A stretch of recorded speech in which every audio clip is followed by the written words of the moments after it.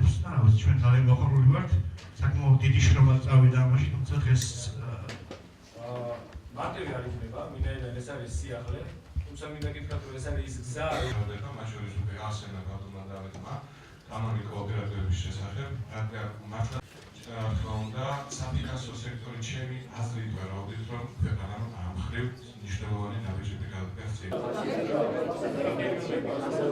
ეს საშუალებას მისცემს ყველა ბიზნესმენს, ყველა იმ ბიზნეს ორიენტირებულ ფერმერს, რათა მათ ის რესურსი მიიღონ, რომელიც მათ კონკურენტუნარიანი წარმოების საშუალებას მისცემს.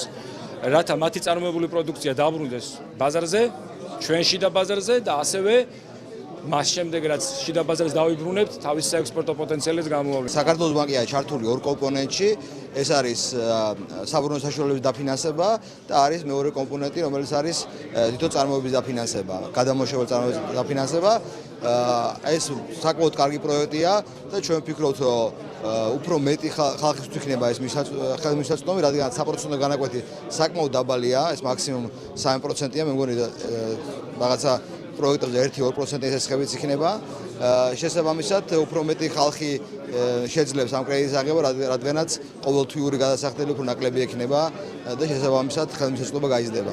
ანუ მნიშვნელოვანი არის ის, რომ თვითონ ეს პროექტი გათვლილია სხვადასხვა სეგმენტზე, როგორც მიკროსესხებზე, ასევე საშუალო და დიდ კომპანიებზე.